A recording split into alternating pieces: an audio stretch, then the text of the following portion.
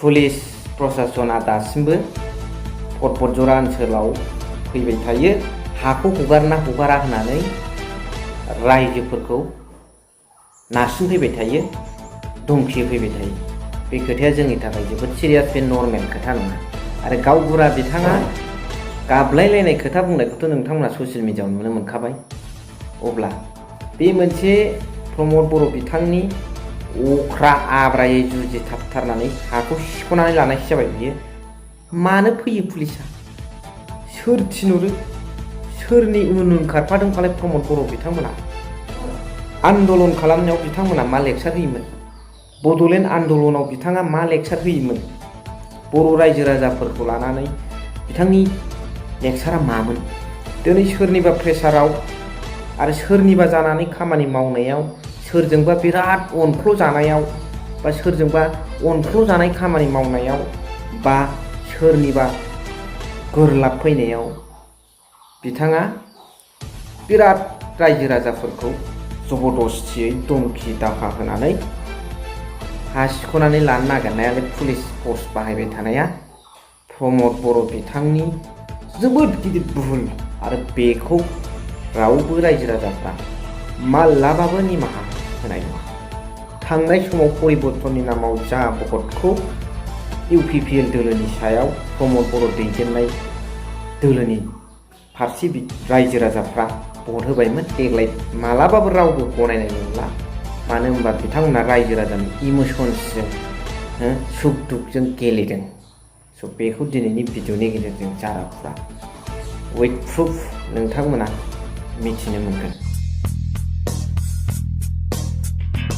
गिबियावनो ससे भिडिअ क्लिप्सखौ नोंथांमोना नायग्रोदो दैदेनगिरि बिथांमोन बुंनाय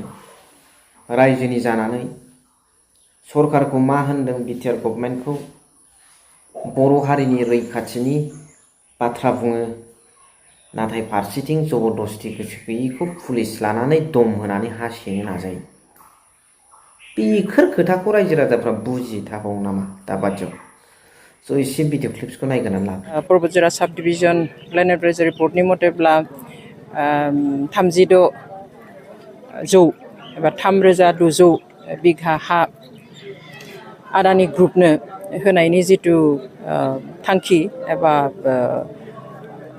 डिसिसन जादों बा एप्रुभेल होदों बेखौ जों नायोब्ला नुयो जे बेयो आसलते स्टेट गभर्नमेन्टनि डिसिसन मते बेनि सायाव सोनारनानैसो BTC गभर्नमेन्टआ बेखौहाय एप्रुभेल होदों खिन्थु जेखौहाय जों नुयो जे 6 शेड्युल एरिया एबा ट्राइबेल बेल्ट एन्ड ब्लक एरियायावहाय स्टेट गभर्नमेन्टहा जेबो से थाया बिथांमोना बेयावहाय इन्टारफेयर खालामनो हाया बेयो डाइरेक्टलि कन्स्टिटिउसनेल मेटार बेखौहाय BTC गभर्नमेन्टआ डिसिसन लानो हायो खिन्थु BTC गभर्नमेन्टआ जितु नटिस होदों बे नटिसआ अन द बेसिस अफ द डिसिसन अफ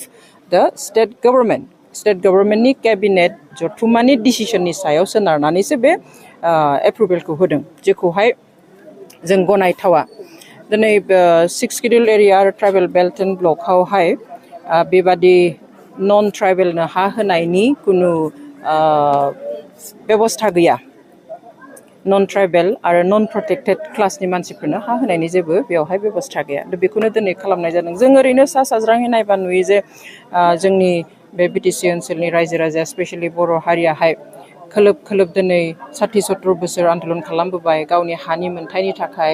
गावनि राजखान्थियारि मोन्थायनि थाखाय गावनि जा सिनायथि बे मोन्थायनि थाखाय गासैबोनि उनावहाय दिनै एकर्ड मोनथाम जालांबाय बेनि उनाव दिनै जुदि आरो जौगाथायनि मुङाव बेबादि हाजार बिघा जुदि दिनै गुबुननो हगारनानै होयोब्ला बे बेसेबां माने गिथाव बाथ्रा गिथाव होननानै बेनिखायनो बुंदों जे दिनै बिगासे बिखानै नङा बा हाजारनै बिघा नङा एसेबां बुरजा बिघा आरो जेरावहाय जोंनि मानसिफ्रा माने खहा जागोन डाइरेक्ट खहा जादों दा बेयावहाय खहा जानायाव जोङो खोनानो मोनफैबाय बेयावहाय जे सोरखौबा दासिम ओरैहालागै माने बुजायनो नागिरदों जे फांसे साहा बिफाङाव 2000 होगोन फांसे राबार बिफाङाव 1500 होगोन फांसे गय बिफाङाव 600 होगोन खिन्थु वान टाइम पेमेन्ट जागोन बेयो खनसेल' होनाय जागोन बे खनसेल' होनायजों बेसे दिन जानो आरो बहुत माने खुथार बुंनायनि उनाव न'खौ नागारगोन खिन्थु न'नि नसुंगुरिनिफ्राय बारि बागान बे प्रजेक्टनि थाखाय पावार प्लान्टेशननि थाखाय बेयाव हगारनाय जागोन थ' मानसियाथ' न'खौल' लुनानै थानो हाया बारि बागान नांगोन आबाद मावनानै जानो नांगोन फिसा फिसौनि इयुननि खोथा दङ बेवहाय गासै खोथाखौबो साननानैसो खामानिखौ मावनांगौमोन इउनाइटेड नेशन्सआवबो बे जोंनि राइट्सआव लिरनाय दङ जे थागिबि फिसाफ्रा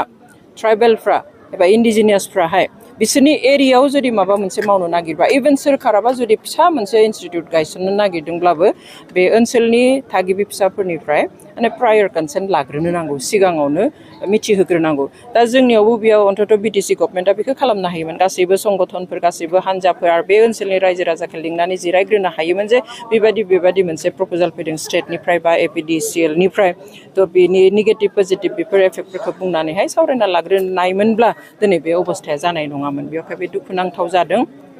आरो मोनसे खोथाया जाबाय साख्रिनि खोथा बुंदों बे जोङो मिनिगोनसो ना मा बुंगोन माने बुंथावा दिनै मा ओंथियाव माबा एग्रिमेन्ट जादों नामा जे खामानि स्टार्ट जायोब्ला 18निफ्राय 20,000 साख्रि मोनगोन होननानै मैया आङो CM बिथां प्रमद बर'नि खुगायाव खोनादों मैया मोनसे आं ससियेल मिडियायाव नुदों आरो बुंदों जे जेब्ला कमप्लिट जागोन बे प्रजेक्टआ अब्लालायनो माने 8निफ्राय 10,000 सुबुङा पार्मानेन्ट साख्रि मोनगोन नाथाय मा बेसिसाव बुंदों एग्रिमेन्ट जादों नामा जब एग्रिमेन्ट जादों नामा जे बेसेबां होगोन जोङो होननानैहाय दिनैनि दिनावथ' आरो हाजिरा मावनानै माने बे इनस्टिट्यूटखौ गायसननाय नङा बा बे इन्डास्ट्रिखौ गायसननाय नङा जे जेराव जोङो 18-20,000 साख्रि मोनगोन आरो इन्टारेस्टिंलि बेखौ जुदि जोङो पाब्लिक डमेनाव नायो नुगोन जे आदानि ग्रुपहा बेबादि प्लान्ट पावार प्रजेक्टनि प्लान्टआ दिनै सारा इन्डियायावहाय अलरेडि 9था दंखायो 9 दंखायो 9 प्लान्टस दङ बेयो 10 नम्बर जागोन जोंनि बेयाव खालामनो नागिरनाया स' बे टटेल 9था जिथु प्रजेक्ट दङ सोलिगासिनो थानाय बेयावहाय टटेल साख्रि होदों 3,315 3,315 मानसियाल'सो दिनैसिम 9था पावार प्लान्ट माबायावहाय प्रजेक्टआव खामानि मावगासिनो दङ थ' आदानि ग्रुपखौ जोङो साख्रि होग्रा ग्रुप होननानै मिन्थिखाया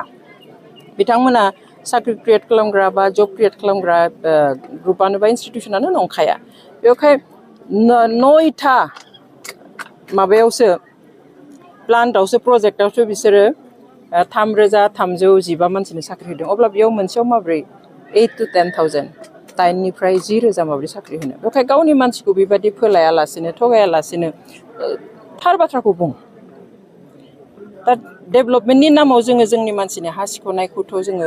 मानिनानै लानो हाया आरो खोनाफैदों जे सानफ्रोमबो पुलिस फर्स फैयो बेवहाय गामब्राखौ नागिरफैयो बायदि खोथा बुंफैयो हाखौ हगारनांगौ पुलिसआलाय सोर पुलिस प्रशासनालाय सोर सासे पुलिस पार्सनेला सोर सासे असिया सोर फैनानै जे नोंसोर हा हगारनानै बुंनो बिसोरहाथ' बेखिनि राइट थाया बिसोर ल' एन्ड अर्डारनि मानसि बेवहाय सोर बाहायदों मानो एसेबां असान्तियाव थानो गोनां जादों दिनै जोंनि रायजो राजाया बेखौ जोङो होबथानाया बयनिबो बिबान बिदिखौबो एसेखिनियावनो दोनथ'बाय थेंक इउ भेरि माच फर वाचिं लाभ इउ